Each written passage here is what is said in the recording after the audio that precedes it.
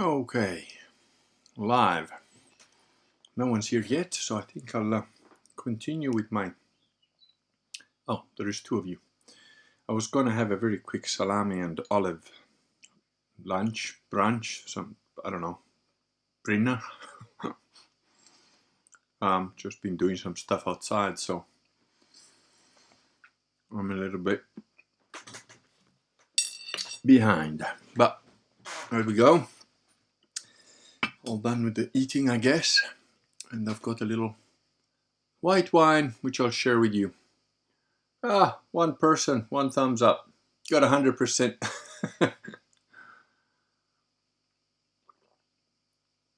Hello, Sam. Okay, well, the idea today was that I'll engage with whatever questions you guys have got. Hello, AE. That's a long time since I last saw you.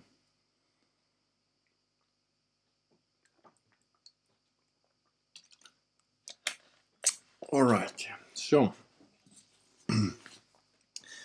those of you who've been watching the channel, I've been sort of busy trying to build a lathe table. And the lathe itself, got the little manual for it. There it is. And mine is the 210V, so it's slightly bigger. So I am going full retard on the whole metalworking stuff, and I've been enjoying myself and at the same time learning some stuff. And somehow I've managed not to kill myself yet, which is quite the achievement, really, because when you're working with metal, it's quite a thing, metalworking. It's less forgiving than woodworking, unsurprisingly. And in fact, I've got a bunch of little spots all over my chest, because like when I first started working on the metal lathe table, as usual, I'm always trying to rush things because I've got too many things to do. And I had the little metal grinder and this really thin t-shirt, about half as thin as this, and this is a pretty normal old t-shirt. And so all the little spray from the grinding gun just basically burned me. And I was like, I could feel it while it was happening, but it was sort of like, it's just like bouncing off me sort of thing. And it like pitted my whole body. And then of course the mosquitoes had a go at it as well. So I basically looked like buckshot got me. I'll give you a quick preview. There you go. That's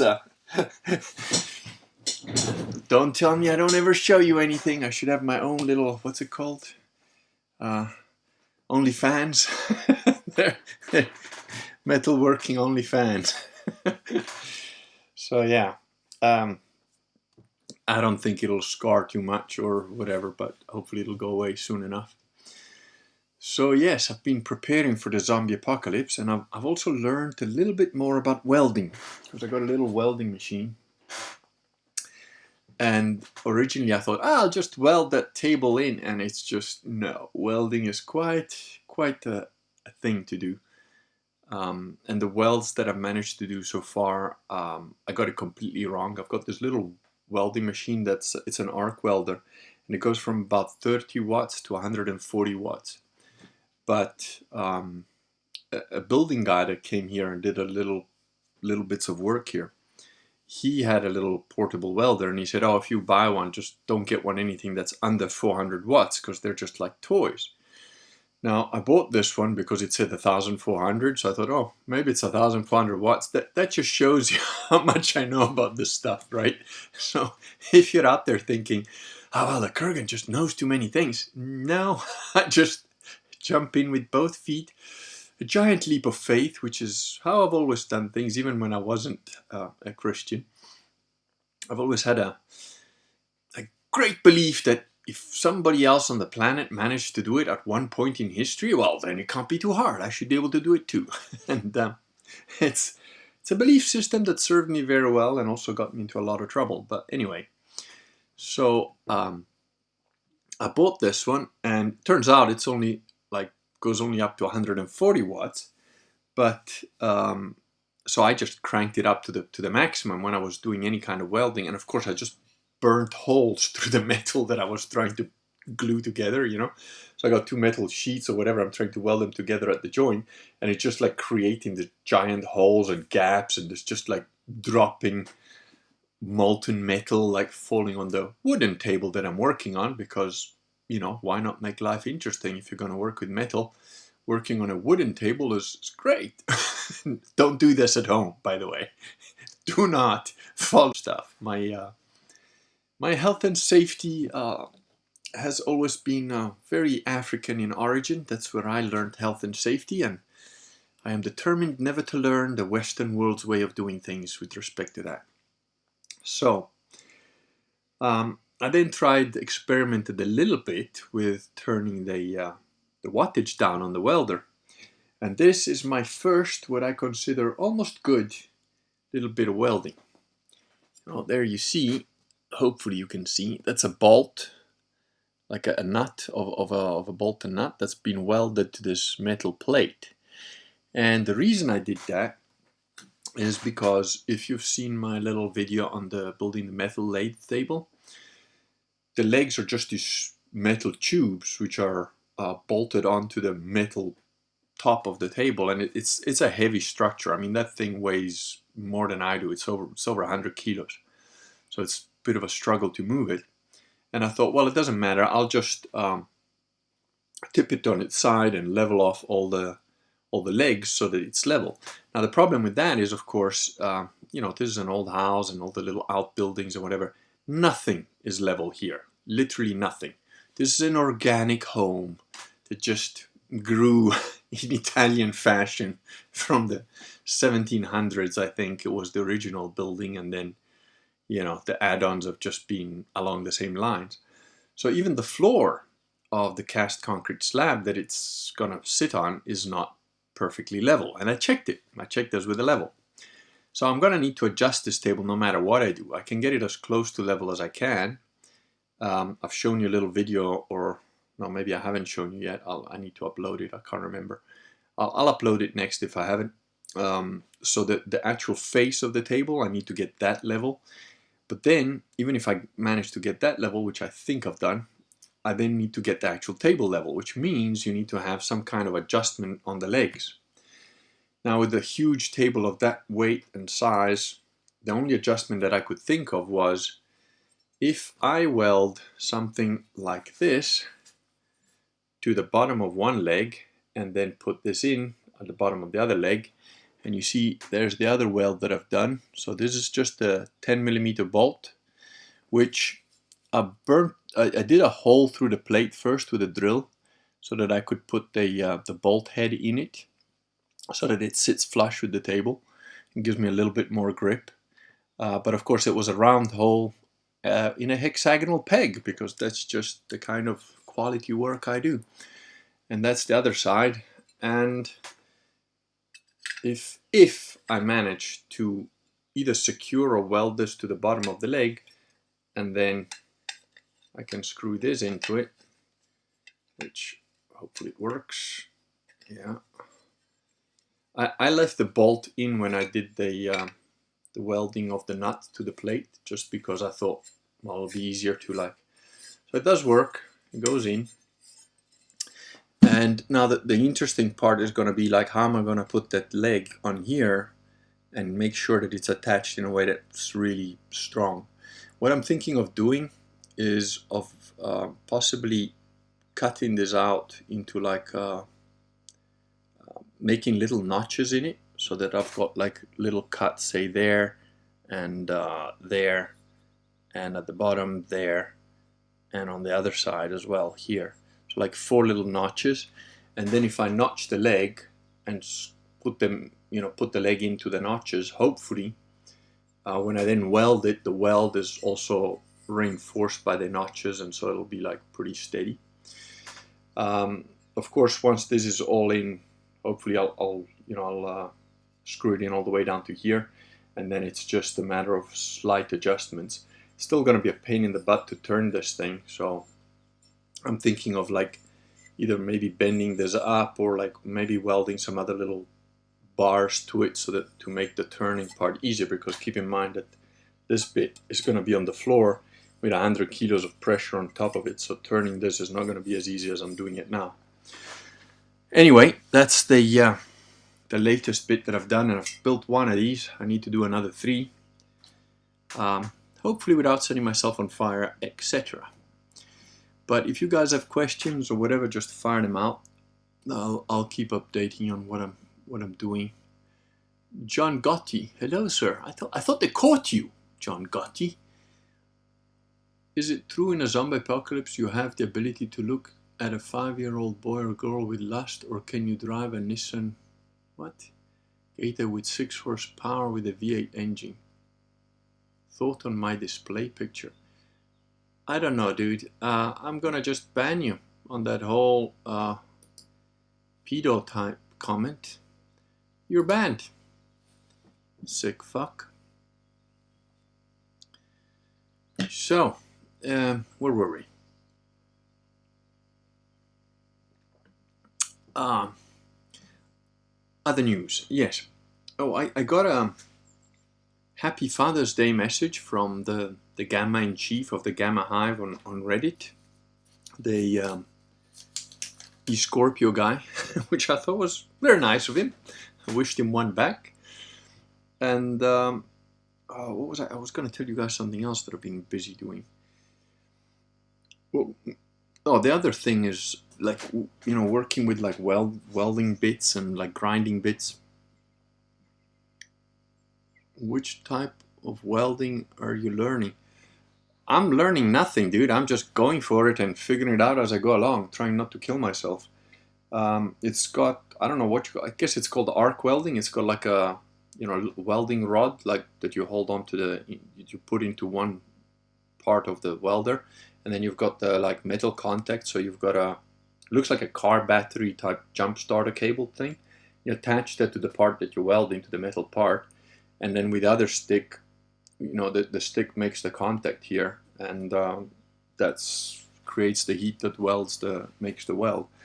But the thing is, you're supposed to create, I don't know if you can see it on this, it's not the best example of welding, trust me, but you're supposed to create a continuous bit of molten metal that connects the two parts you're trying to weld together.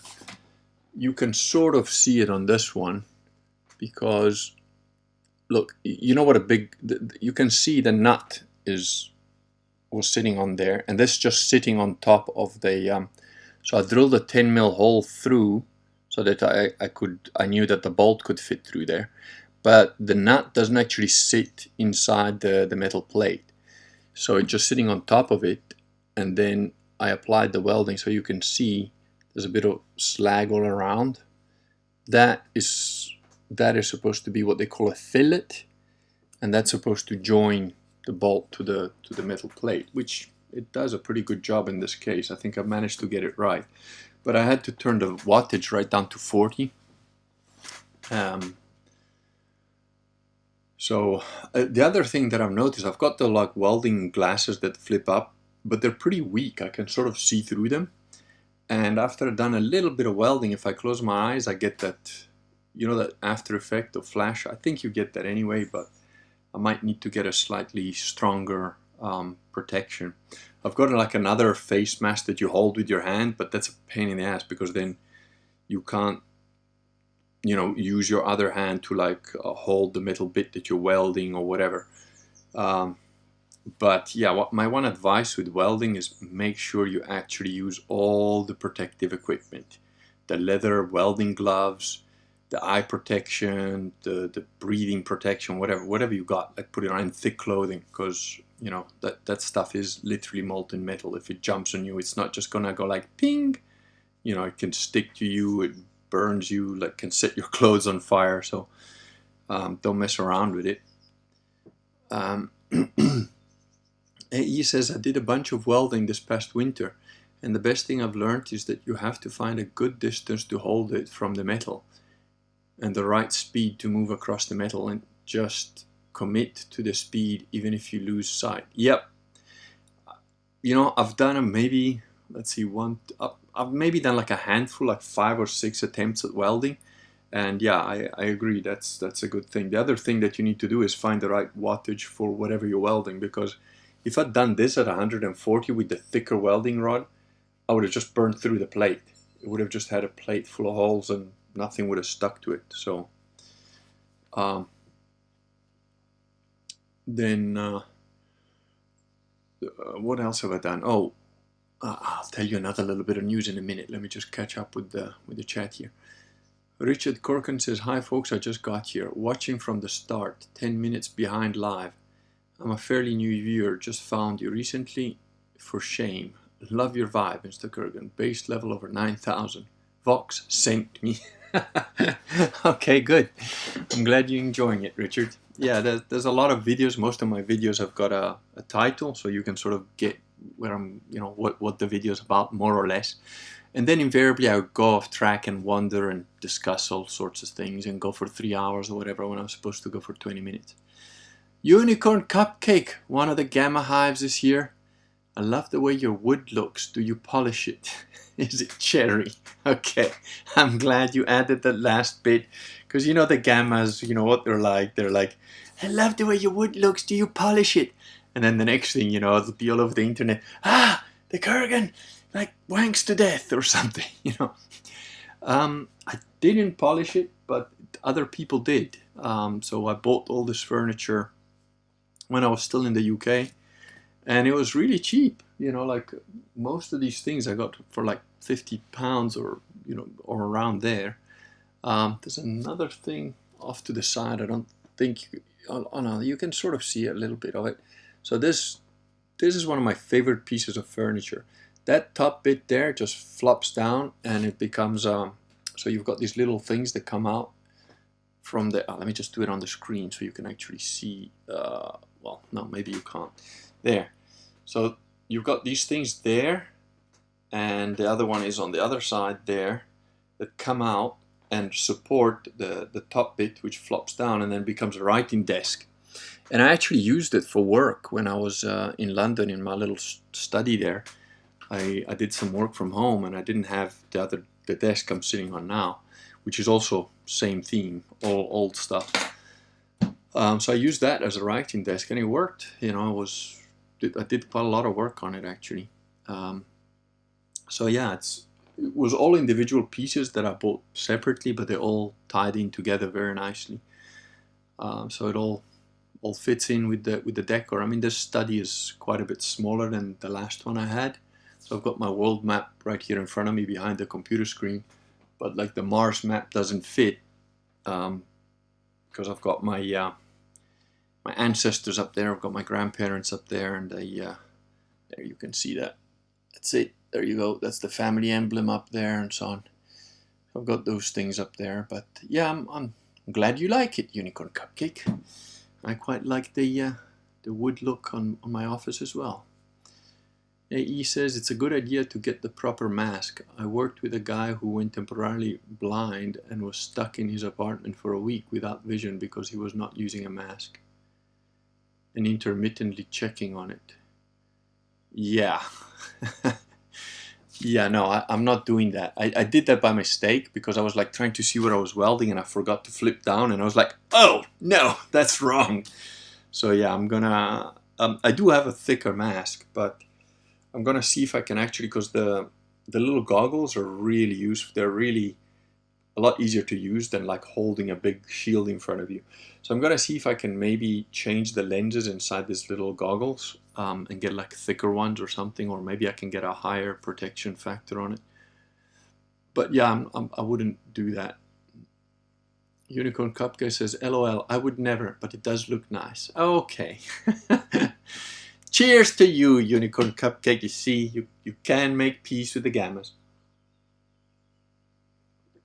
Sterling Cox says, hello. First time here. Hello, Sterling Cox. Welcome. And, oh yeah, that's another thing I need to do. With the Gamma in Chief, we had agreed before Christmas that we would do an intervention for him.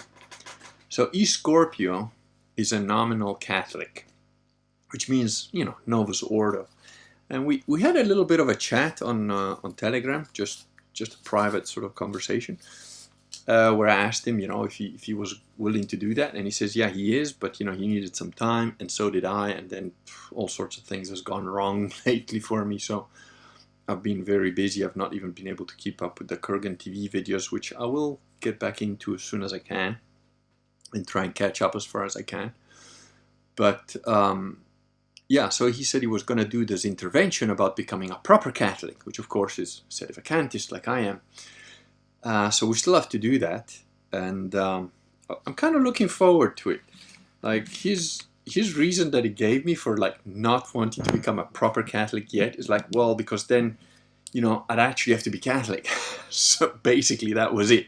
Which, kudos to him for admitting what it's all about, which I understand because, when I first realized, okay, there is a God, and okay, it is the Catholic God, and then I started looking into it, it was years. I mean, I studied that stuff obsessively for at least 4 years. And then I only got baptized a year after that. And part of it was the old Crusader thing, which is like, let me just convert to my deathbed, then all my sins are forgiven. Kind of like a little cheat code, but which of course is idiotic, right? Because you can't lawyer God. I mean, we're not those other tribe that tries to lawyer God with like getting special tools that switch off the lights at certain times and switch them on at certain times because then you didn't do it, and then it's okay. We're not doing that stuff. But, I had like, well, what about my daughter? What if she's not baptized and I am? What does that mean? And that's all resolved because all my children are baptized now, so that's all good. But I got baptized before that all happened, really. So, I understand the like, but then if I actually go through with it, then I kind of have to follow the rules. I quite enjoy Scorpio. I think he's quite funny in his own way. I get that he's he's the Gamma in chief. He's the leader of the Gammas. But, as one leader to another, I've got my Immortals. He's got his Gammas. You need to have some kind of relationship even with your supposed avowed enemies. And who knows? Sterling Cox goes, what's the best evidence for the resurrection of Jesus? The witnesses. The apostles are, in my mind, one of the best, and Thomas in particular, one of the best evidence, because here you have a bunch of guys that when Jesus got killed, he was arrested, tortured, and crucified by the Romans. None of them came forward. I mean, Peter, the head of the apostles, denied him 3 times before the morning, right? Which Jesus said he would do, and he did. Thomas was like, we should go up on that road with him. We should be crucified next to him. He's the only guy that at least said that. But clearly he didn't do it. He fell short somewhere along the line. But at least he voiced it. He sort of said, we should be dying next to him. But none of them did. And they all hid. They were scared like rabbits. They ran off and hid. And yet, after they saw him, after the resurrection, every single one of them, except possibly John, was martyred. They would rather die than deny Jesus. Now, something happened to those guys to make them change their mind to that level. So, what happened? And I mean, including Thomas. And remember, Thomas is the only guy that, when Jesus first appeared to the other apostles, he wasn't there. And then when he came, what the hell are you smoking? You're probably all drunk. And I'm not going to believe that shit until I put my fingers in his wounds. So the next time Jesus appeared, it was like, here you go, Thomas, put your fingers in my wounds. And he was like, oh, shit. And Thomas was martyred in India, actually. His tomb was found. No. Okay, error making local recording. I don't know what that means. Pakistan, actually. When I say India, I think I was wrong. I think it's in Pakistan, and a mosque has been built over it, and she had just almost got permission to go and check it and then the government pulled it. There was some kind of, not war, but civil strife going on and whatever. They never gave her access again, and they've denied access to anybody to go into that supposed now mosque, but that's really where where the burial ground of Thomas is. So the apostles would be my first go-to as the evidence for the resurrection. And Europhobic anti-Whiteism says Shroud of Turin. The Shroud of Turin is also a very good indication that whatever happened with Jesus was sort of supernatural, because if you look at the Shroud of Turin, it was like, yeah, as soon as I talk Bible stuff, they kill it, I guess. So sorry for the little chopping, but I'm gonna keep coming back until I say good night or whatever. No, Sterling Cox, it did not get debunked. The carbon dating itself was debunked. If you go and look up at the latest information on the Shroud of Turin, which of course does not get popularized because, oh no, we can't have that. The Shroud of Turin has got properties to it that modern science cannot quite explain. They figured out a bunch of stuff about it. I won't go on about it. I think it's better if you just do your own research. There's other things. There's at least 7 cases of documented, tested in the lab evidence where the Eucharist of the Mass has been tested and found to have heart muscle tissue in it that is alive. So the transmutation that happens in the Mass of the Holy Catholic Church is an actual transmutation. And the Orthodox or whatever say, oh, but you guys don't drink the wine. Now the reason that the wine wasn't continued to be drank was because it was considered sufficient for the bread, the body of Christ, because it contains both anyways. And the thing about the wine is like, you didn't want to have like the cup being passed from somebody who's like maybe ill to somebody who's not ill, or like, oh, there's an old lady drinking from this cup, so I'm not going to drink it. Oh, but the hot blonde chick is drinking from it, so I will. That kind of stuff. And because the bread is the body of Christ, and because in the transmutation it becomes the body of Christ, it is considered to have both. And as I said, they've done tests on the host of the Eucharist of the Mass, and it's found to have actual living heart muscle tissue going on there. There's been several tests of this done. Like I said, I think it's 7 that have been clinically sort of tested. There are other things like tears from statues, there is actual blood and so on. So, there's plenty of evidence for the supernatural.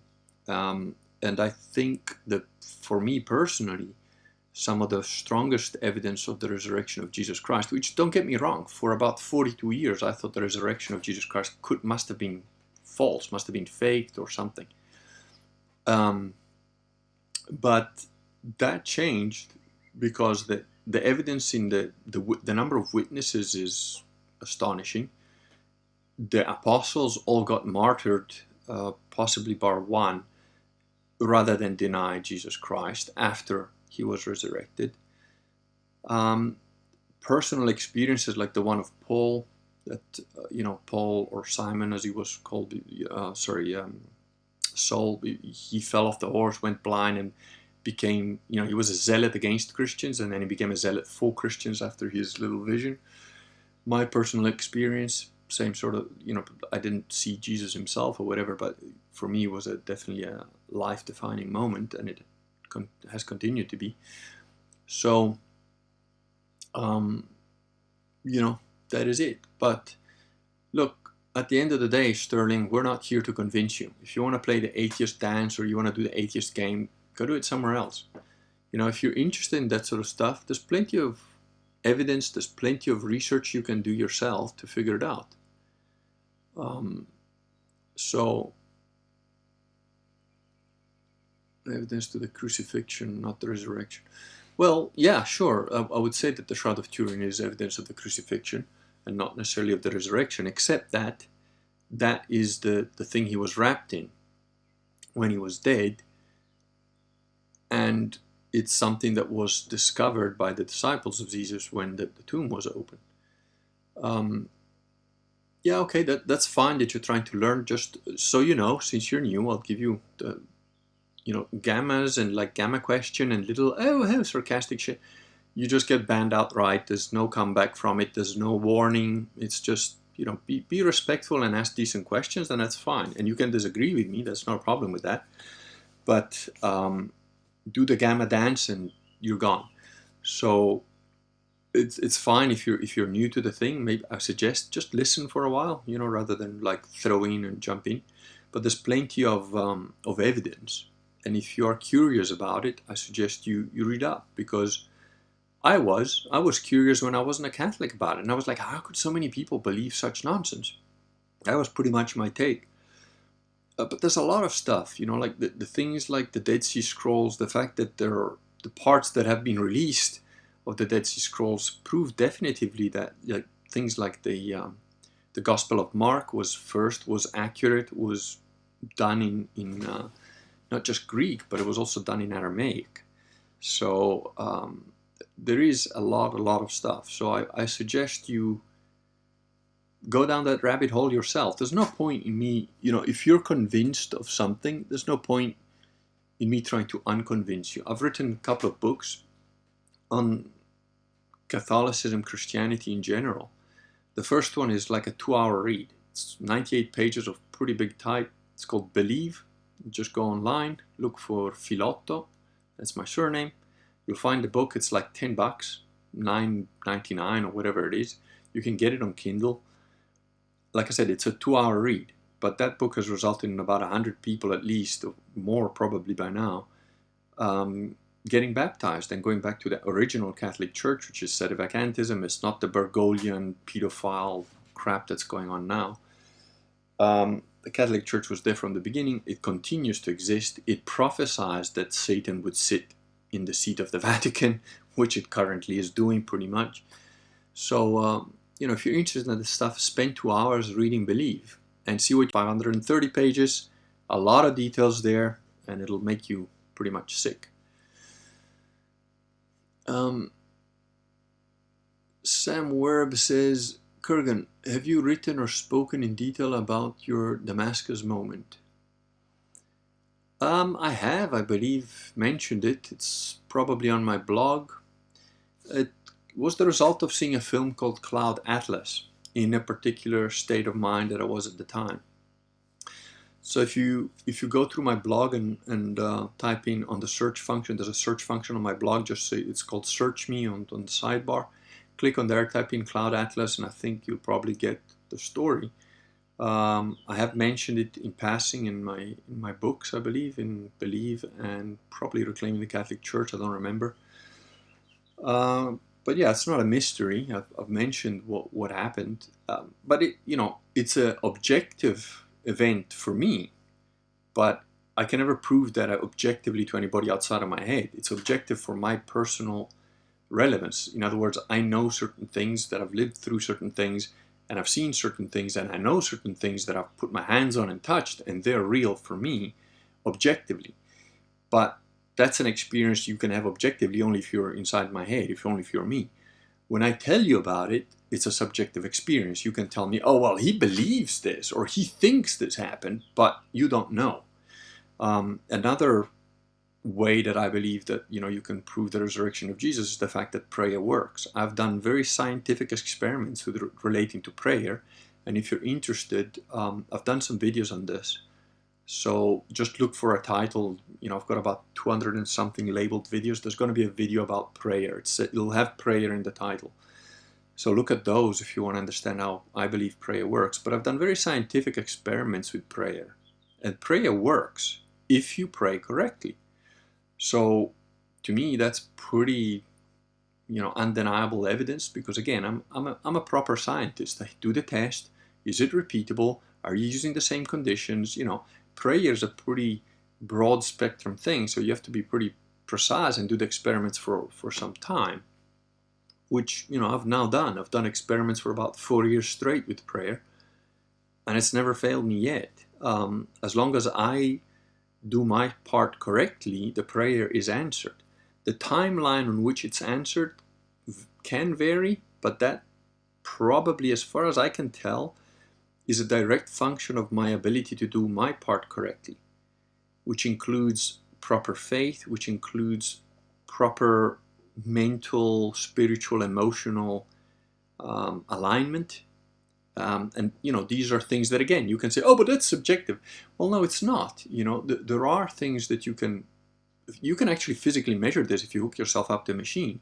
Like when I tell you about the Roland Crate experiments, the guy who is training the military to have precognition, because precognition is a human function and people do it.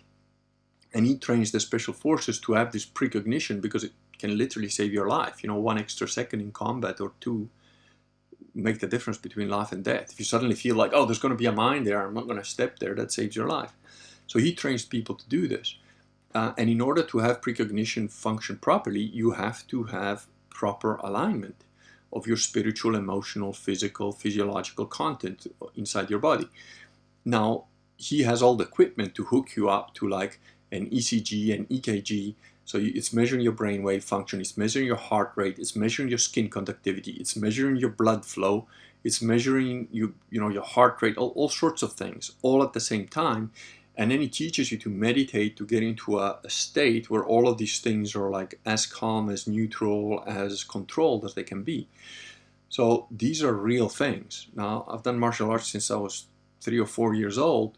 I've learned a lot of these techniques, over time. So I can do them. I know how to change my heart rate. I don't need to be hooked up. I mean, I can. You can hook me up to a machine and I can bring my heart rate down pretty quickly. I can slow it down. I can increase blood flow to certain parts of my body when I want to, consciously. But this is nothing special. You can learn to do that if somebody teaches you how. Like Tibetan monks can do this. Have been doing this for like centuries. I've learned it as a result of my training and because I pay attention. But anybody can do this stuff. So I kind of lost where I was. Europhobic anti-whiteism says the image on the shroud is from light caused by the resurrection. Yeah, that's actually true. That's one of the things that they figured out, that the way that image got like set in the cloth is as a result of a flash of light that is extremely powerful. And they have proved this in a lab as far as I understand it.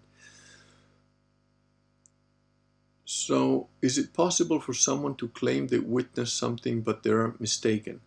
Well, when you've got 500 people telling you the same thing, it's kind of difficult to sort of say, oh, well, that didn't happen. And again, that's a little bit of sophism coming in, fake Socratic method, so watch yourself there.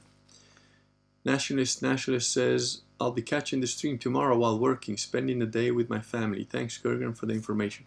You're most welcome, and of course, family should always come first.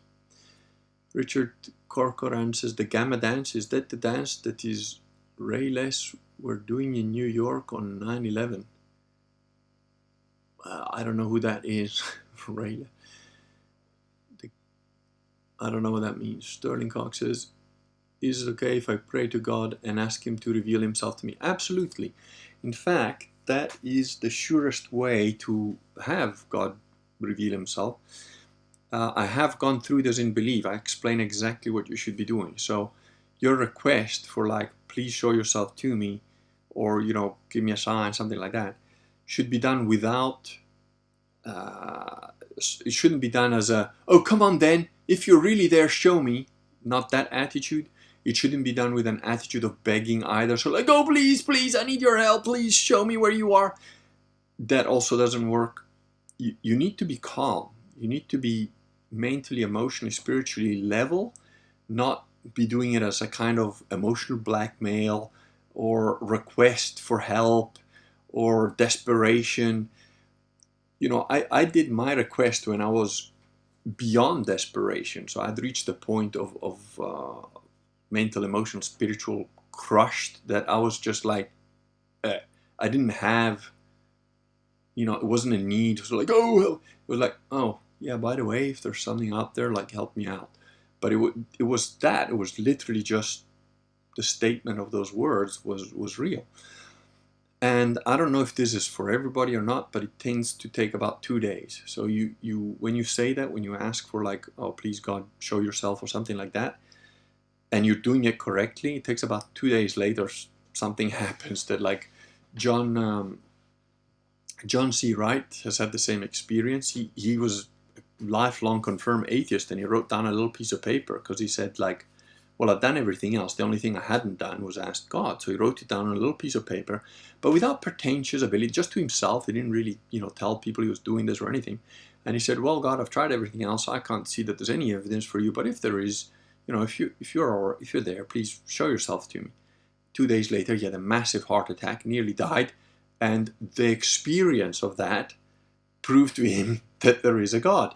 So, God has got a funny sense of humor, as John C. Wright will tell you himself. And if you're interested in that, go to his website. Don't know the name, but John C. Wright, the fantasy science fiction writer. On his blog, he's detailed this. He's and on other places. So his experience is quite entertaining. I think I put a link to his explanation in the book Believe. So, that's yeah. I hope I've answered your question. Sam Webb says, much like an electric truck arc, eh? A close relative of mine, very far from God then, was converted in just that way, Sterling. There you go. Yeah. So it's, can I ask you also, pray that God will reveal himself to me? Yeah, sure. Whoever's willing to help this man out, just pray for him. I'll do it right now. Please, God, help this man to show yourself to him, or help him see you. And the other thing is, we tend to always beg God for help. But you know what? How about sending him love? How about you send love to God? Think of it of like little kid is like, oh, Daddy, can I have this? Can I have that? Can I have the other? But even a little kid, like he gives you a hug, gives you a kiss in the morning. He says, hey, Daddy, how are you doing? Same approach. Why don't you be that little kid and throw some love up there, That's all he asks for. It's pretty easy. So, oh yeah, another thing I'm doing, because I'm doing so many little projects of like zombie apocalypse stuff, like what I showed you here, that I've decided I've started another little channel, which is not really live yet, but I'm gonna upload all the zombie apocalypse video of like building things and, building tools, weapons, tool work, machining, all that sort of stuff is going to be on the other channel, which I think I have called Apocalypse Joe. And hopefully it'll be funny and fun and entertaining and interesting, and I hope it'll also teach you mostly all the things not to do, because you've got to keep in mind, when I do this stuff, I have zero knowledge base. Don't really think about it too much. I just get in there and start doing it. So the screw-ups are relatively frequent, but usually not fatal, thank God. Or, I strongly advise, Vox is, I think his wife has banned him from using power tools, because with 3D, when it comes to spatial intelligence, and this is, I'm quoting him, he's saying, I'm retarded. I'm functionally retarded when it comes to spatial intelligence. He can't do like children's puzzles and stuff. He says, so I'm banned from using power tools because I'm liable to just cut my own leg off. And I strongly suggest he never, ever learns how to do anything with tools from me, nor should anybody else. Matthias says, do you see any difference in the different Christian religions? Well, of course I do. I mean, what are you, new here? Basically, there's Catholicism or Sedevacantism. Catholicism, the only still Catholics are Sedevacantists. That is Christianity. Everything else is not. So, yeah. Tommy Hill, even in my deepest agnostic days, I was not brave, stupid enough to ask that he prove his existence. Well, I certainly asked in many varied and stupid ways. But the time that I asked properly, like I said, just showed himself right there. And Tommy, just based on your comment, it's clear you're not really an agnostic. You are an agnostic in the sense that you don't know which kind of God, but you can sense there's something. So, agnosticism is just an intelligence man way of saying, I don't know, because I haven't seen enough, I don't know enough. But you can find out. Richard Corcoran says, I have become a Christian over the past few years, accelerated by the COVID pandemic. The one thing I really sincerely prayed for was granted by God, that my stupid sister would not vax her kids. There you go. So, and there's plenty more where that comes from. Like just recently in our own little, I've got a couple of Telegram chats for like close friends and like the true crusaders of the Kurganet. And one of the guys said, look guys, please pray for me. There's like a friend of my wife wants to like abort her son or her baby or whatever.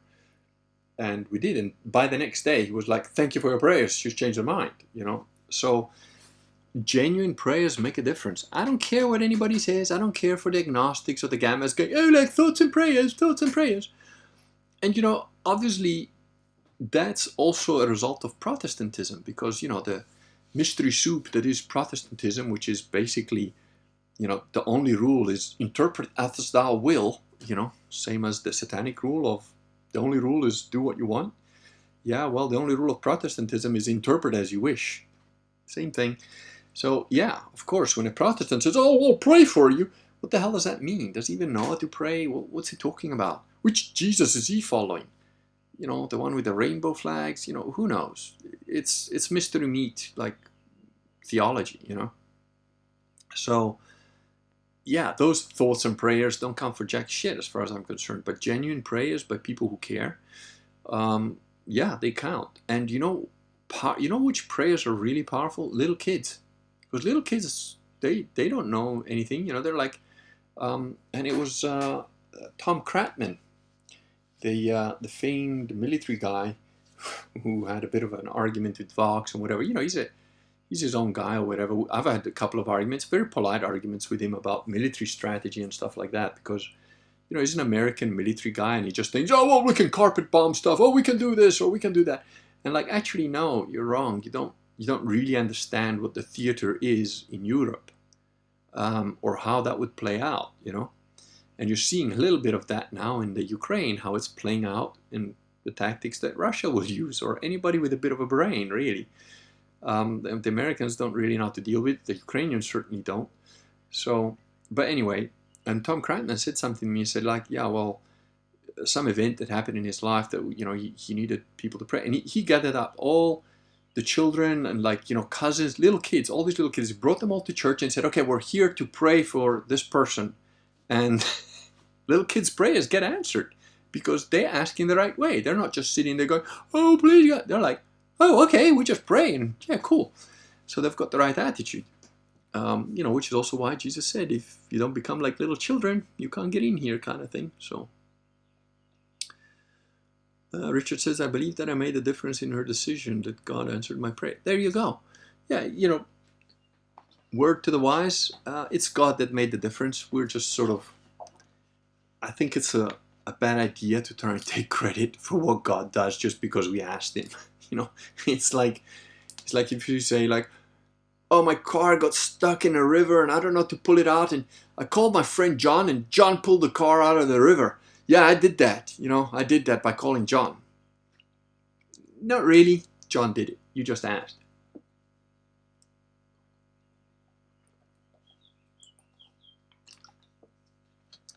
Unicorn Cupcake says, what do you think Jesus would say to the LGBTs other than stop it? Well, it depends which one you're talking about. I've got a pretty good friend who is like very homosexual. In fact, fully homosexual. We had a conversation about it, and I consider him a friend. I think that his homosexuality is, it's his flaw, if you want to call it that. It's his cross to bear. But we all, which leads me to the next comment I read from Rex Omnia. It's good for my sense of self-worth that Vox isn't perfect in all things. No one is. Vox will be the first person to tell you he's not perfect by a long shot. And, if you've been observing him for a while, you can tell. Just like if you've been observing me for a while, you can tell. No one is perfect. Perfect doesn't exist. Anybody that says, I'm a perfectionist, all I hear is, I'm a complete fucking idiot. There is no perfect thing. There is no perfect person. We are all flawed. Every single one of us. We're just flawed humans. So, no, there is no perfection. So one guy's got like the same-sex attraction issue. Another guy's a kleptomaniac. Another guy can't control his rage. Everybody's got issues. We've all got issues. Now, again, if you take it to the extreme, if everybody was homosexual, well, the human race would die out within a couple of generations, because that's it. There's no reproduction going on. And so it's a deviation from the norm. It's a deviation from the natural. Just like, again, if you're a kleptomaniac and you can't help the urge to steal, okay? That's a deviation from normal. And in the old days, that probably would have got you killed. In today's day and age, it'll probably get you a jail sentence eventually. Unless you're in one of the woke cities, and then it's considered shopping, I think. But it is what it is. Everybody's flawed. So depending on the person, if you're talking about some freak that's, abusing kids, I believe Jesus spoke on the matter. It's better that they had a millstone thrown around their neck and into the ocean. If you're a pedophile, I think God's merciful ways of drowning you with a millstone around your neck is, well, God is infinitely merciful, because personally, I think that burning you at the stake is better. It gives you a better chance to, atone. But of course, I'm flawed, and I have this fear that if you're not being burnt alive as a pedophile, then you might not atone. So out of charity of my own heart, I think that burning at the stake should come back in. I think it should be fully legal to burn confirmed, fully pedophile people that rape little kids, burnt at the stake in the public square. I think that should be a thing, because it gives them a chance to atone. It gives them a chance to truly repent in those couple of hours while they're being burnt alive. They have a true chance of experiencing what hell might be like for eternity, and therefore reconsider their actions. And also it encourages the others to curb their instincts when they're that twisted. Sam Webbs, I personally recommend the Fatima prayer. Okay, I don't know it. I am Catholic. Doesn't mean I'm a very good Catholic. As we're just talking, I'm a very flawed human being. Tommy Hill says, not agnostic anymore. I'm a Christian again, Presbyterian though, so maybe not in your eyes. Well, baby steps. But again, Tommy, I don't mean to be rude to you or anything, but there's that saying that Vox popularized, most people are idiots. It's true. And Aristotle came up with something, 2,000 years before him, and then some. Basically said that a lot of people are not able to change their mind based on the facts. And it's true, they're a majority. The majority of people will not be able to look at a fact and change their mind based on that fact. If you want to be one of those people, I strongly suggest you read up on the history of the church. If nothing else, by belief. It's like 98 pages, okay? And it's convinced a lot of people, because it's got a lot of references, and it tells you where to go down, and it's written in very plain language like I'm talking now. It makes some analogies and some examples that are pretty much impossible to refute. Protestantism does not have a leg to stand on. It just cannot be proper Christianity. It just can't. Now, if according to the Catholic Church, invincible ignorance is potentially a reason for you to be allowed into heaven, even though you're not properly Catholic. And what they're saying is, well, if you've never heard of the name Jesus, you're some lost tribe in the Amazon, and you just behave as best as you can through your conscience, okay, God may choose to allow you in. Another one is you're invincibly ignorant. In other words, you're too stupid, too moronic to ask to yourself, what is actual Christianity? And so, it would be unfair to say, well, he's too dumb, so we don't let him in. If it's just the dumbness that allowed you to not get in, well then, we got to ban a little spammer there. Ban. There we go. And Richard says, oh no, I completely agree. All credit to God. I didn't mean to imply that I take credit. I'm so grateful for it, and it has become a strong foundation for my belief. Good. Another strong foundation for my belief is evil. You know, if you look around, the fingerprint of the eternal psychopath is everywhere. And it really is not something you can just dismiss as, oh, well, that's just human incompetence or human evil.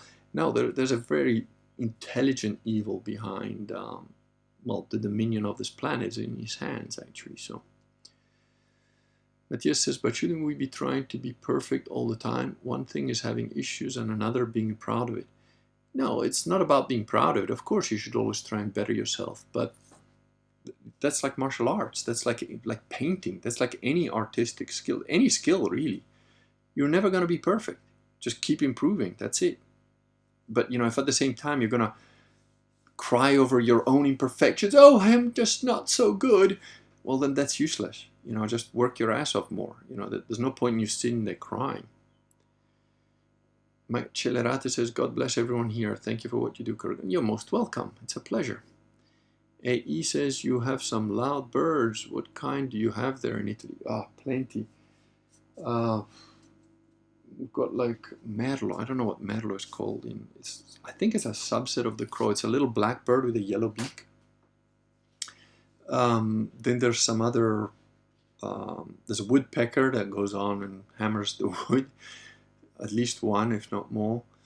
There's what we call gad.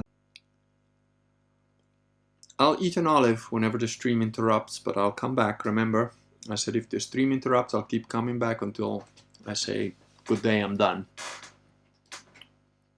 Where were we on the chat? Let's see.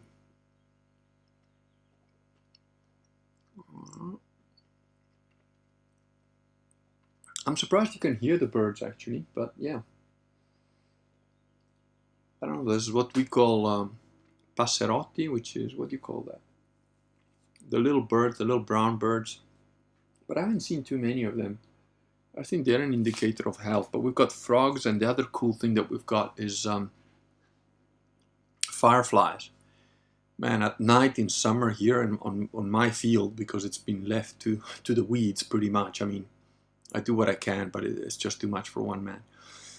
It looks like the whole forest is alight with like little fairy lights, you know. It's awesome. It's really beautiful. I took the kids out to see it at night, and it's great. Roshi Strider says, what would you say is the main reason why most people can't change their minds when faced with facts? They're weak. Weak, whiny, scared little shits. That's the human condition. They're scared. They're afraid. I mean, I've been wrong in massive things. I did martial arts, like I said before, since I was 3. And then at the age of 30-something, having trained obsessively in Shotokan Karate, and, you know, being pretty good at it, came across these Russians that could do whatever the hell they wanted with me. I was like, I dropped karate that day. I was like, okay, let me read what these guys are doing. It didn't take me, you know, an hour. It didn't take me a minute. It was like, well, they can kick my ass, so let me learn what they can do. It's that simple. And again, martial arts, I think, helps, because if you get it wrong, you get punched in the face. But don't think that that's enough, because I have seen people leave training rather than change their mind. It's happened plenty of times. You get a guy that comes in, thinks he knows what he's doing, and you're like, okay, you can do what you want, but I'm telling you now, I'm going to punch you in the face. This is the way you should try and avoid it. Okay, I'm trying to teach you something. If you don't want to listen to me, that's absolutely fine. You can do your own thing, but don't blame me if you get hit in the face. And they're like, oh yeah, you go ahead. Bang! Oh, well, I wasn't ready. Okay, you ready now? Bang! Oh, well, actually, bang! By the third one, usually most people by the second time, they're like, okay, I'm going to listen to you now. A South African cop took 4 times, but even he didn't get to the 5th. But he never came back to training. Why? Now, this is so simple, right? It's binary. Are you getting punched in the face by the guy that's telling you he's going to punch you in the face? Yes?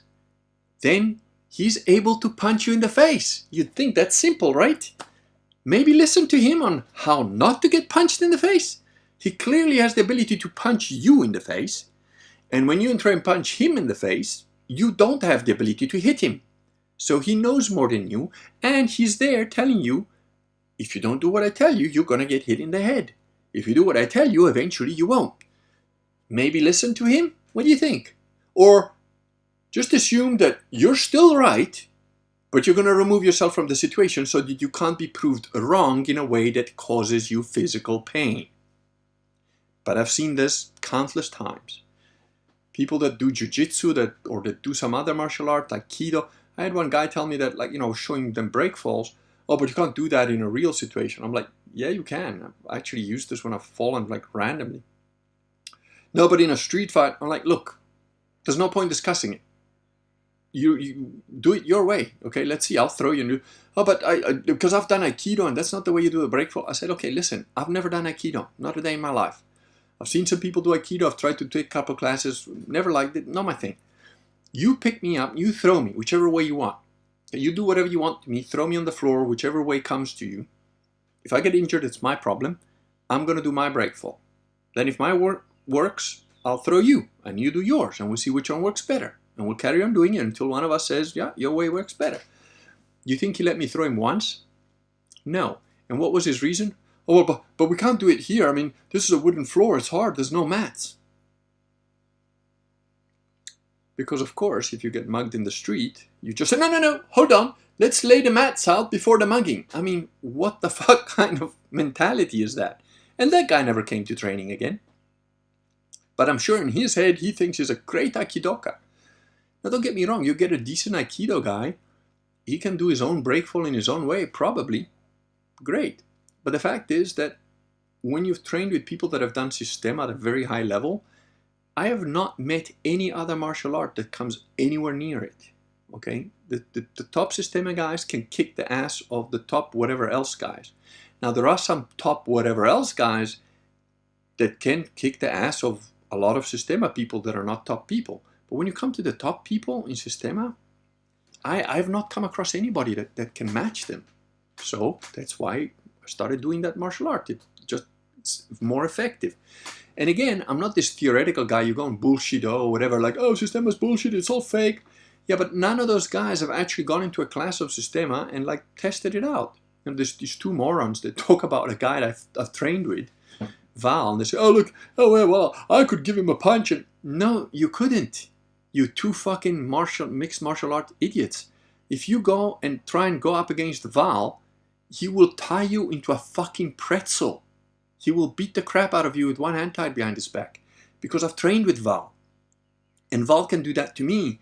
And I can probably do it to one of these two morons. So it's like, it's just, people talk shit. That's the human condition. They talk shit. They don't want to learn. They don't want to listen. And it physically hurts them in their body to admit that they're wrong. And it physically hurts them even more in their head to admit that they're wrong. But why? Why should it? I mean, when I had my road to Damascus moment, I was in my 40s. And I realized, oh, everything I thought about how the world actually works, in the mechanistic, I was brilliant in the secular world, how to move around. I made money. I had lots of girlfriends. I did whatever I wanted. I lived a good life. I was happy. Yeah, sure, the relationships go to shit, but whatever, next. Get the next pretty pussy in and all of that stuff. In terms of the success that people, I was traveling, I was doing whatever I want. I had a lot of success. But when I realized what really lies behind reality, what I thought was reality just faded away. It was like, oh, I was completely wrong about everything. It's a pretty big realization to make, and then you have to start from scratch in your 40s. But I did it, again, because it's true. It's what's there. Why deny reality? That's never going to go well for you. Denying reality never has a positive outcome in the long term. Never. Let's see.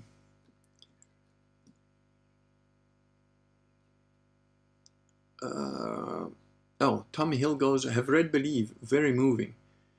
Your honesty and openness was incredible. I have I have reclaiming the Catholic Church, but need the right mental clarity and time to start it. Don't take too long, you know. My books are not the Iliad. You can read a chapter of my book and then go back to work, you know, or read an hour of it. Don't.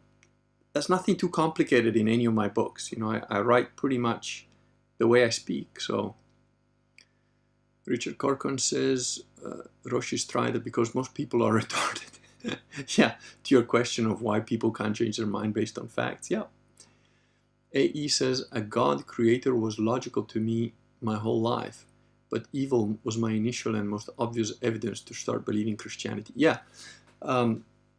Evil has definitely been an eye-opener for me. It's I don't know, I've worked in security. I sort of have that kind of mentality, and it's like, wait, there's a bad guy behind this. Wait, that's not an accident. You know, it's like, well, 15 cars have blown up. It must be a construction problem. And then you go and find out, wait, they all blew up in this way, in the same time, at this place, in this location because of this thing, and this light was going on and off at the same time. That's a bit too many coincidences. That's not a manufacturing issue. That's murder. You know, and if you look around, the eternal psychopath is definitely there. Sam says, is training in boxes underrated for self-defense? Not at all. Oh, no, sorry. It is underrated. Boxing is very effective. A good boxer is one of the hardest people that you'll fight with. Because again, these guys are in the ring all the time, dodging, ducking, diving, you know. Sure, they don't use their legs, but very few martial artists know how to use their legs properly in a real fight. And, you know, even me now, even if I was wearing sort of pretty loose clothing in a street fight, I would use my legs, but I'm in my 50s now, and there's a lot of very effective things that I can do with my legs as well that don't require a very flashy, you know, tall, high, spinning, high kick or whatever. I can still do it, and in the right condition I might, but you know, you adapt to what you can do. You know, when I'm in my 70s, I don't plan to be on a street fight with 20-year-old kids that might jump me. But when I'm in my 70s, if 20 kids jump me, well, maybe I'll leave 5 or 6 for dead, just moving my little finger, depending on where we are in the apocalypse. You know, we'll see. Unicorn Cupcake says, have you ever seen Vox do martial arts? He's pretty braggadocio about it. But you see, what you guys don't get about Vox is like, he doesn't make, you know, everybody's going on about, oh, he's living in Switzerland, he said he was living in Italy, whatever. It's a different category of things, but, you know, I can tell that Vox has done martial arts, and you know, he's fit for his age. He still played football and whatever, and his mentality is correct. So I've not sparred with him. I haven't seen him do martial arts or anything like that, but I know he trained pretty regularly with somebody or whatever. And I can tell that, you know, Vox would give you a fight. If you were going to fight, he'd give you a fight. I personally haven't done any martial arts with him. I wouldn't feel threatened by Vox. He has mentioned that the two people that he thought he wouldn't want to have a fight with is a guy that he knew from his old blog called Baseball Savant. That was his nickname on the blog, and myself. Which means he's probably a decent judge of other martial artists because, you know, like I said, I'm in my 50s too, but I'm still fairly effective, and I don't think I'd have a problem dealing. You know, I've also got some height advantage, length advantage or whatever, but that's neither here nor there. I'd say most, you know, unless you're a very fit, like late 20s, early 30s guy who's been training a long time and he's good, he's quick, he's got good timing, most martial artists, when I say most, you've got to keep in mind that the average of the martial artist is barely better than the average normal person, you know, in terms of fighting ability. It doesn't worry me. And even some decent martial artists don't necessarily worry me. Still now, at my age.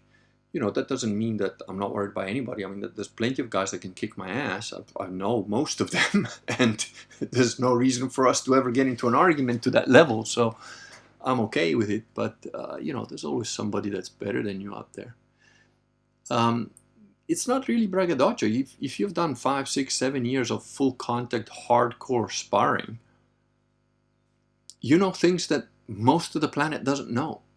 You've learned to handle yourself in situations that most of the rest of the planet hasn't got a clue about. And by most, I mean including most active duty soldiers, military, police, etc.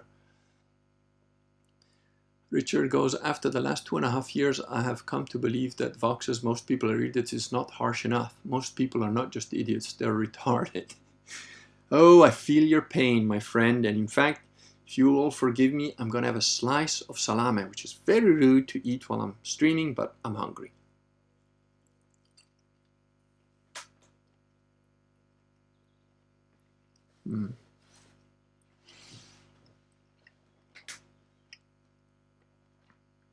AE says, what I wanted to know, why there is no UFC fighters that state to be Systema trained.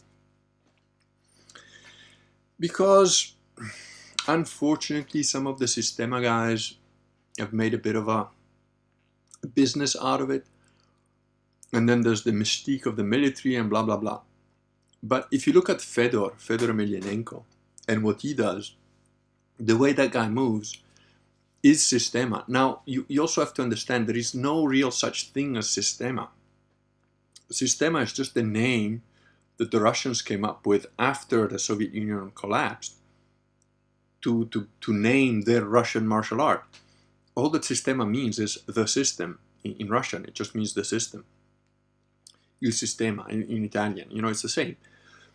But what does it mean? It's not a bunch of prescribed actions. They've got bits of Sambo in there. They've taken, it's military science. What they've done is they've taken all the bits from various martial arts. They've figured out what works neurologically, what works physiologically, and then they train you to do that. But there is no set movement. In Systema, your own body has to adapt to your own way of doing things. So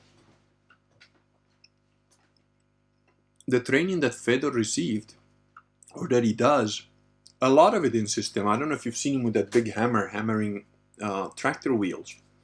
Again, the whole point of that is because it's like a whiplash. Boom, boom. He's not holding stiff onto that while he hammers a tractor wheel, obviously. It's like a whiplash effect. It's a whiplash movement. And that's the whole Systema movement, is based on that principle of completely loose. And then you can change halfway. The other day I whacked a fly midair. And at first I was doing like stupid, trying to, almost like karate strike, because I still have a lot of that training in me. I've got most of it out the way now. But I did 2 or 3 and I was like, why am I controlling my strike? Just let it go. And then as I let it go and the fly changed direction, I could immediately change direction as well and whacked it. So it's a different way of movement. If you've been training that way, you'll recognize another guy that starts to teach you the fluidity from the baseline. So you get good and you get able to do that much better and much quicker. So that's how it works. But look, if you're interested in this, there's a Systema book. It teaches you all the stuff in there. Were you Catholic before your Damascus experience? Not at all. I was atheist for a brief period of time, from about the age of 7 to about the age of 18 or so. And then I was generally agnostic, like I was a Zen agnostic, sort of a mix of Zen philosophy and I don't know kind of thing. Nash says, hey Kurgan, I love your work. Just informing you that you were my favorite pope. I'm not a pope, dude. Blessings and prosperity to you and yours, however you want. Thank you very much. I appreciate that. But just remember, I'm the military arm of the church. Church militant has got the spiritual arm, that's the clergy, which includes popes, and the soldiers, which should be subjugate to the clergy, as long as the clergy is behaving like actual clergy. Rex goes, insecure people get triggered by Vox. Yeah, that applies to everybody. A lot of people get triggered by me because they think I'm an arrogant prick. And not just enemies, friends too. I've recently had somebody tell me that they went to church and they talked about me, and this lady goes, oh, I know that guy. He's such an arrogant bastard. And everybody that knows me, like my friends, they just burst out laughing. And so, well, what are you guys laughing at? And he goes, well, yeah, we know why you think that, but actually, if you meet the guy, he's one of the humblest people that you know. You know, he's a really good guy. He's not arrogant at all. But yeah, he comes across that way, or you can certainly think he's that. And he does it almost like a test, you know? So, yeah, whatever. Europhobic anti-whites and Vox lives in Switzerland. Yeah, there was a whole article that came out about him. I don't know. I don't know what newspapers or whatever. I don't follow the news. I just know about it because people told me. Do you have time to talk about your hypnosis practice? Yeah, I'm going to be doing a hypnosis series for the Kurgan TV thing. So if you go on Gab on my profile, there's a link there to Kurgan TV. I will be doing a hypnosis series for that. I'm just busy putting it together because there's got to be quite a lot of background work done before you can do decent hypnosis teaching videos, like teach you how to do hypnosis, what hypnosis is about. And it's imperative that people learn the basics. They learn the introduction. They learn about what is hypnosis, how it works, why it works, what it is. Because if you don't do that, then you get into problems. And most hypnosis courses suck. Most hypnotists suck. And most hypnotists are actually pretty bad. So I'm being quite careful with it, and I want to do a decent little series on that. So that's one of the things I'll be doing on Kurgan TV. And you know, I did tell people I was going to have 160 videos out by the end of August of this year. We've got about 80 videos out, so I don't know if I'll hit 160, but if I don't, the people that are subscribed and that stayed subscribed regardless, they're all going to get something for free that will make up for that. Because we're thinking of repackaging the thing in a format that's better for people, so they can just buy individual series that they're interested in. And if and when we do that, the people that have been supportive from the beginning, that are registered with Kurgan TV, they'll get access to those things without having to pay additional fees or paying for it, because they've already paid for it as far as I'm concerned in the Kurgan TV thing. The guys that are subscribed to Kurgan TV get access to all the series, so that's how it'll go. Let's see, do you have to, okay. Katarzyna Labinovich, I don't know how to pronounce your name, I'm sorry. Katarzyna Labizevich, something like that, I think. To what extent will you have your daughters trained in Systema martial arts? To all the extent that they want to and need. All my children are going to have a bit of training in some basics of situational awareness and stuff like that, and my daughter's going through that right now. I keep reminding her that she has to be aware of her surroundings, aware of what's going on, try to read people and so on. That's a lot more important. The fighting techniques they're the simplest things to teach, really. And then that's if they're interested or not, weapons, that sort of thing. It's invariable my kids will pick that up because I have an interest in it. But, as my kids are pretty small, I have to do a bit of an effort in it because I'll be pretty old by the time they're like, adults and so on. So, AE says, yeah, I've seen Feather's training, the hammer, tire, getting dizzy, etc. He was my favorite fighter. Yeah, I just got your Systema book a few days ago. Well, there you go. Just read through that, watch the videos that come with it, and that should help. Rex Omnia says, our guy. I'm not sure what that's in relation to, but all right. Naz says, I know. Where are we? Naz, a proper punch gets most of the face from the opposite side. What?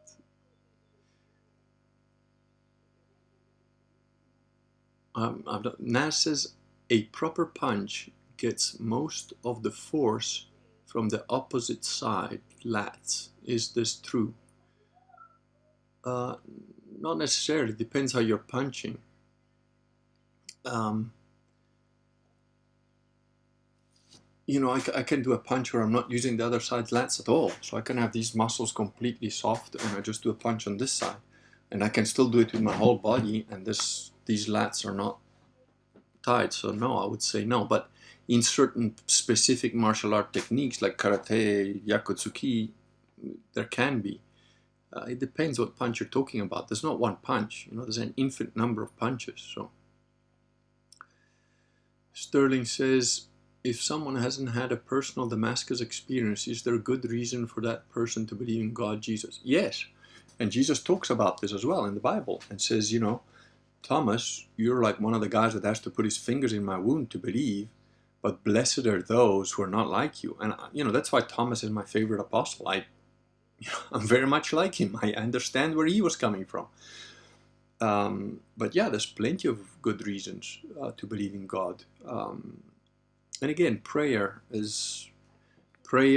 looking at evil, reading the Bible. Just if you're not going to read the Old Testament, because the Old Testament is a lot of stories that need context for you to really understand well, at least read the New Testament. It's much shorter, easier to get, and if you've read the New Testament at least, when and if you do start to read the Old Testament, it gives you some context that you will see resonances in.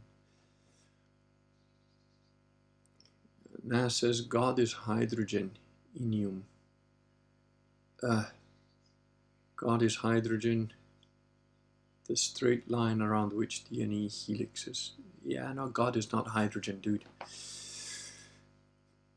Rex Omnia says, the search function on Gab won't show you, for me at least. Well, just do the @ symbol and then the Kurgan. It should appear. Let me just see. Otherwise, I'll just put you a link on here. Assuming I can go on Gab while I'm talking to you guys without crashing the whole thing. There.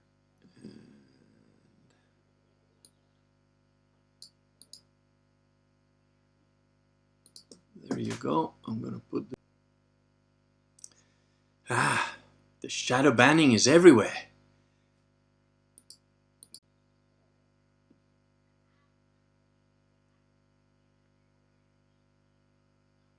What? Okay, I think I'm back. That's just... Okay, that's what my name is on Gab, so if you copy that and put that in the search function and I still don't come up, let me know, because then it means I'm being heavily shadow banned. Okay, let's see. Sam Werb says, it's difficult for me to start taking hypnosis seriously. All I know of it is a goofy demo in high school many years ago, and that Luciferian dickhead Scott Adams. Scott Adams is just crappy fucking hypnotist. He's shit. Hypnosis is not a joke. It works. If you look at, the work of Milton Erickson, which I have read just about everything Milton Erickson has written, it's very powerful. Hypnosis is a real thing. Whether you like it or not, whether you agree with it or not, whether you're scared of it or not, that's a different story.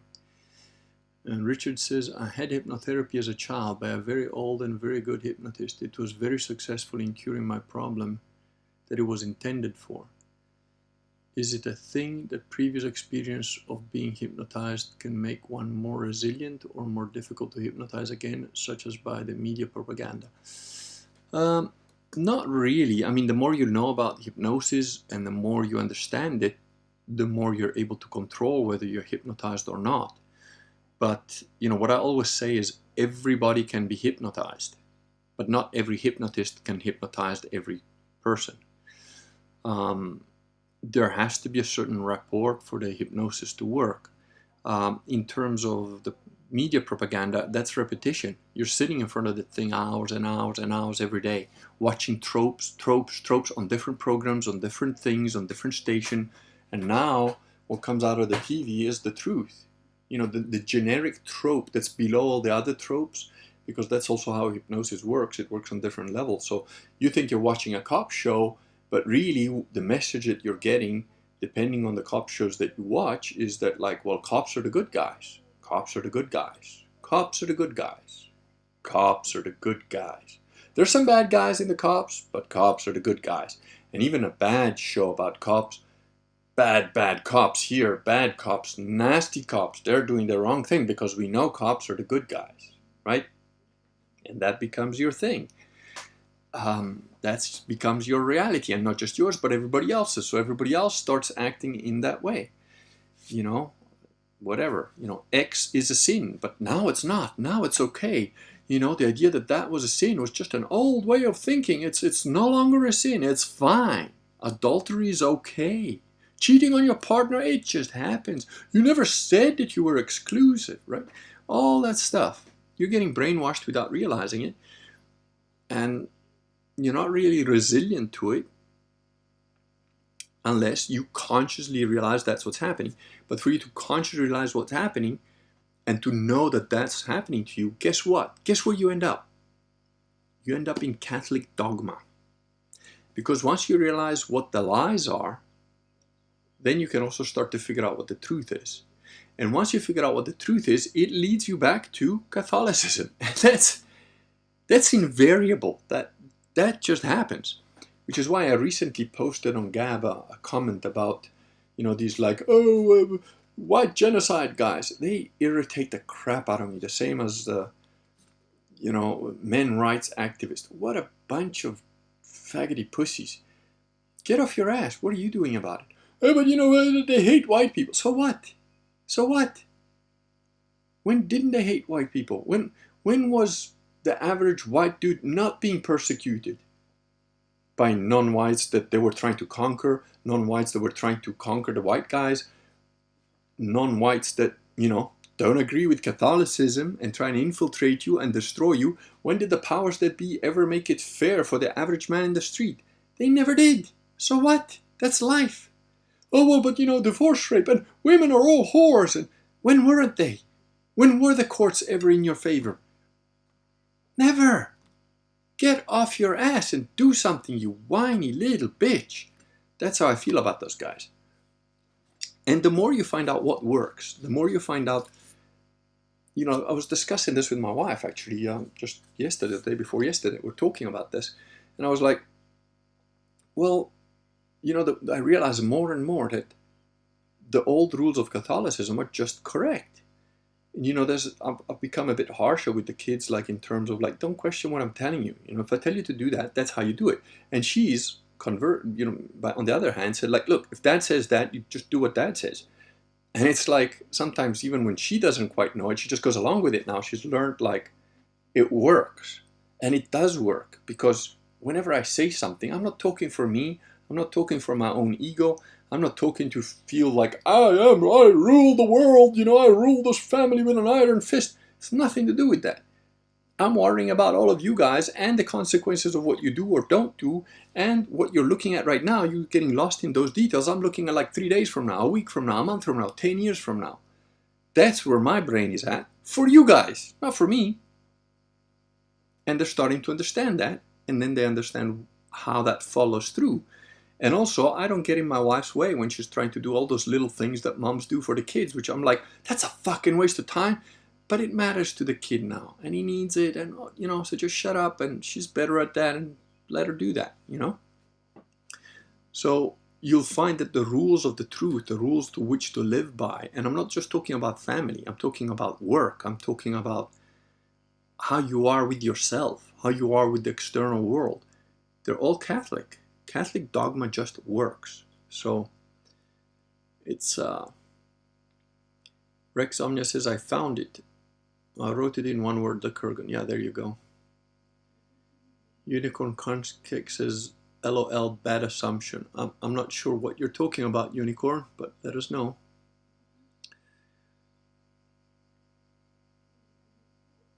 NAS says, I forgive you. I don't know for what. I'm back. I see you and hear you. Yeah, I know that it gets choppy when I get onto certain topics. Sam says, Milton Husser, slightly garbling in my audio when you said the author's name. Milton Erickson. Milton Erickson was probably the most famous and one of the best hypnotists that ever lived, if not the best, possibly the best. Wade Williams says, that's why the culture war matters. The right's predilections for constant retreat cause this. The side that wants to be left alone loses to the side that wants to win. Yeah, I think we're way past the culture war. We're starting to almost get into the hot war now. If you see what's happening in America with Roe versus Wade, and the fact that there's literal riots, that there are people calling for the death of the Supreme Court justices that made the decision. There's people saying that they should burn their houses down. Nothing's happening to these guys that are saying that. They actually making death threats on Twitter, online, on social media. It's been screenshotted, and they're not getting arrested. But you know, if you quote the Bible about sodomy, apparently you get a visit from the police. So it's gone beyond culture war. We're not in a meme war anymore. I mean, keep shooting out those memes, but the war is starting to get physical now, which is like, finally. And you know, if the whole thing with Ukraine, Russia, whatever, the Poland, America, NATO, which is really America versus the world, if that spreads, and there are prophecies that are saying it probably will or might, it could kick off for the whole of Europe, and then it'll get real interesting for everybody. But I think in the States too, your country is about to explode into, I don't know, secession. I think Texas is trying to secede again. I wish them all the luck. They should. And then eject all the Californians. But yeah. Tommy Hill says, thanks, Kurgan. Got to go for dinner. We'll watch rest tomorrow at work. Bye. Thank you very much. Unicorn Cupcake, have you ever been to Portugal? Yes, I have. Any opinions? Thinking of visiting. Portugal is great. It was actually one of the countries that I looked at to possibly moving on a permanent basis before coming to Italy. Your money goes quite a long way there. Brazilian culture is pretty cool. I speak enough Portuguese to get by in pretty much every setting. So yeah, it's definitely an option. I would definitely keep looking at it. Yeah, go for it. Go have a visit. Wade Wilson, it looks like Cortez was a great Catholic man. Only recently I learned of how satanic the American tribes were. Yeah, dude. 20,000 people split open and their heart ripped out of their chest while they're still alive. A day, you know.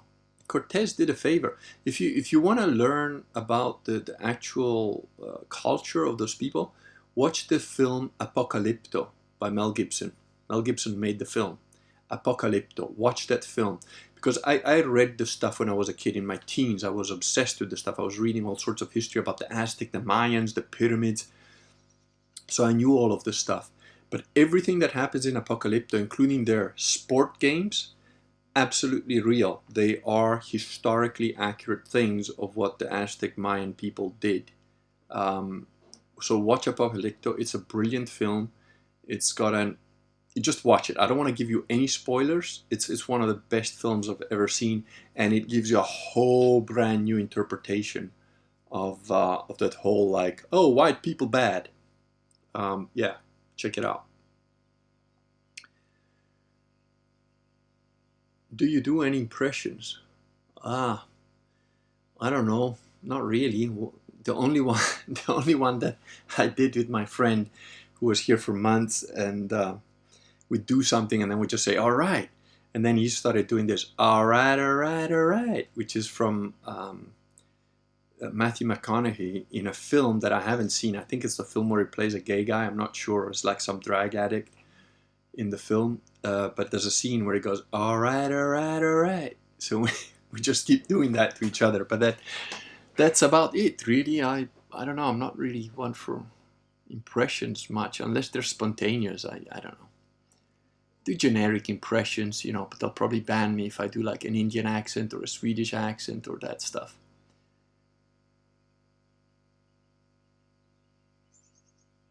Where are we?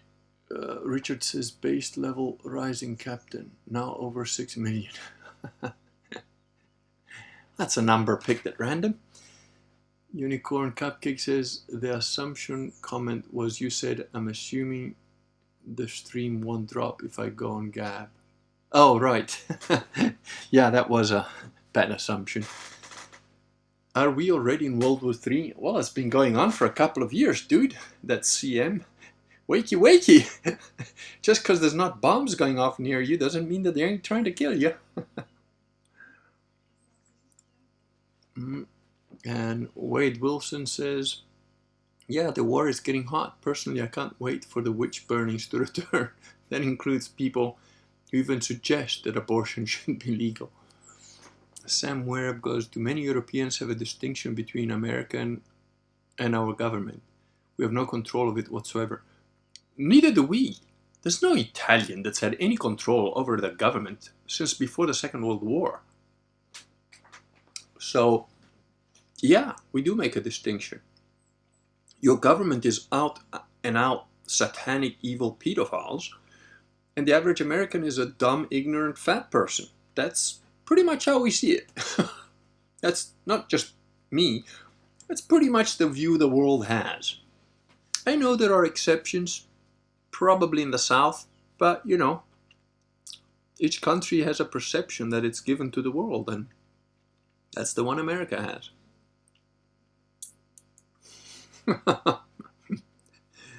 William Poole says, Dazed and Confused is the movie. Pretty accurate.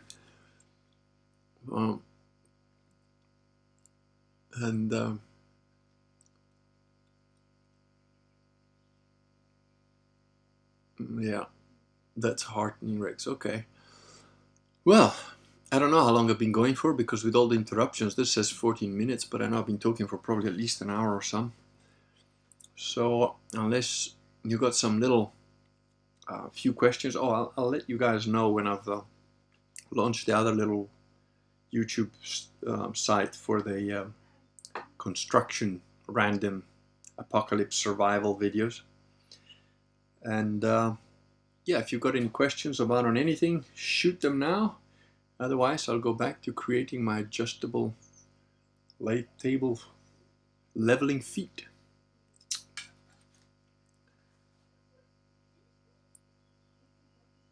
Or it could be the Dallas Buyers Club movie. Yeah, I think that's it. Richard, I think you got it right. That's where Matthew McConaughey goes, all right, all right, all right. Well, he's driving somewhere, I think. I just know that little scene because that mate of mine like Googled it to show where it was coming from. It's just a little scene of a car, and he's going, all right, all right, all right. But yeah, it's as those of you that have watched the Josiah Lovemore streams, there is a little bit of southern accent going on sometimes.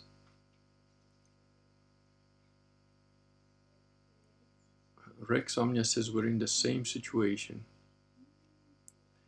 And William Poole says, Richard, the all right was his saying in Dazed and Confused. Is it? I don't know if I've seen that film then. I don't know. You guys are better at that than I am. Oh, but I won't be able to do the Matthew McConaughey impression with my little scar tissue now.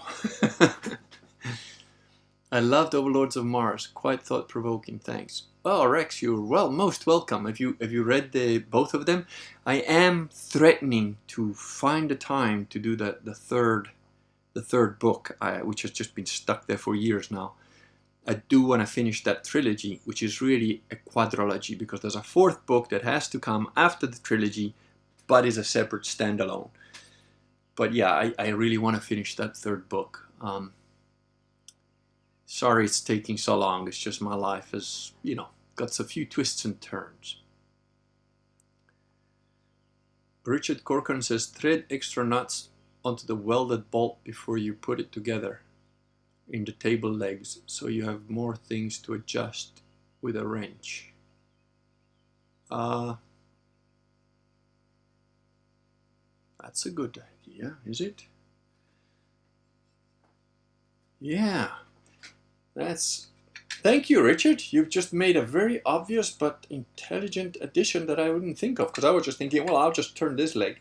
But of course, if I've got other nuts in here, I can move the nuts and adjust the table leg without twisting the bottom. Thank you, sir. You've probably saved me a hell of a lot of trouble. See, I only figure this stuff out by doing it. Don't really think about it first. Third book would be great. I know.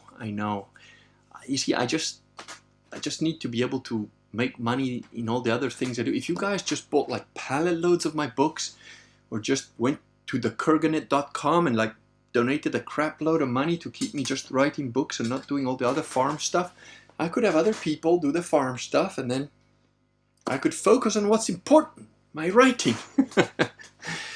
But then again, as Philip K. Dick said, all writers need a real job to support their habit.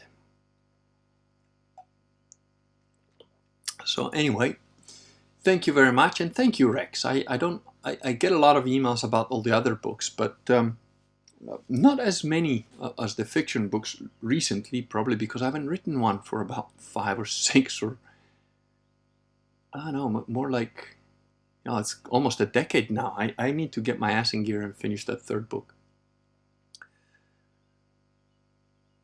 Richard goes, yeah, bolt, lock washer, bolt, thread that go.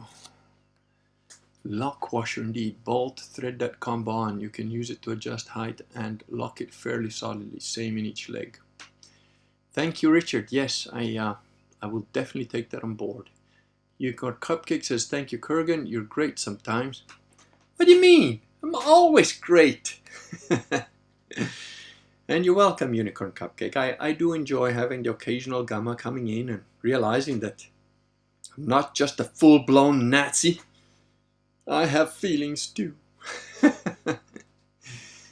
Richard says, thank you, Mr. Kurgan, for an enjoyable and enlightening stream. God bless you and your family. Thank you very much. Same to you. God bless you all. Bye, Brother Kurgan.